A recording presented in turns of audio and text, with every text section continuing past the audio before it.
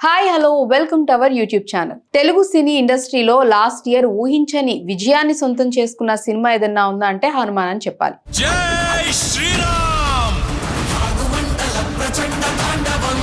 ఆ మూవీతో young hero Teja సజ్జా టాలీవుడ్ లో స్టార్ రేంజ్ కు చేరాడు. ఇప్పుడు ఆయన మరోసారి గ్రాండ్ గా ఆడియన్స్ ముందుకు రాబోతున్నాడు. అదే మిరాయి సినిమాతో.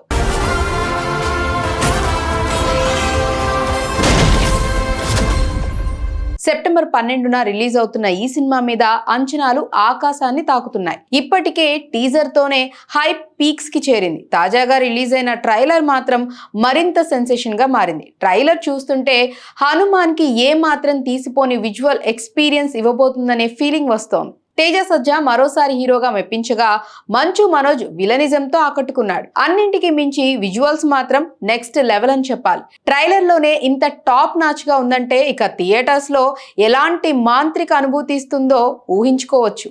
కథ పాయింట్ కూడా ఇంట్రెస్టింగ్ గానే రివీల్ చేశారు. 9 ప్రదేశాల్లో ఉన్న గ్రంథాలు దక్కించుకుంటే అత్యంత శక్తివంతుడవుతాడని తెలిసిన విలన్ అతన్ని ఆపడానికి హీరోకి శ్రీరాముడి కాలం నాటి ఒక ప్రత్యేకమైన ఆయుధం అవసరమవుతుంది. ఆ ఆయుధం హీరో ఎలా సంపాదించాడు, ఆ క్రమంలో ఎదుర్కొన్న సవాళ్ళేంటి, మంచికి చెడుకి మధ్య జరిగే యుద్ధంలో ఎవరు గెలిచారు, ఇదే అసలు కథ. అంతేకాకుండా ట్రైలర్ ఎండ్లో శ్రీరాముడి గ్లిమ్స్ చూపించిన తీరు మాత్రం ఫ్యాన్స్ కి గూస్ బంప్స్ తెప్పించింది. ఈ సీన్ అనుకున్న రేంజ్ లో వర్కౌట్ అయితే బాక్స్ ఆఫీస్ దగ్గర మిరాయి సినిమా ఊహకందని రికార్డులు క్రియేట్ చేయటం ఖాయం.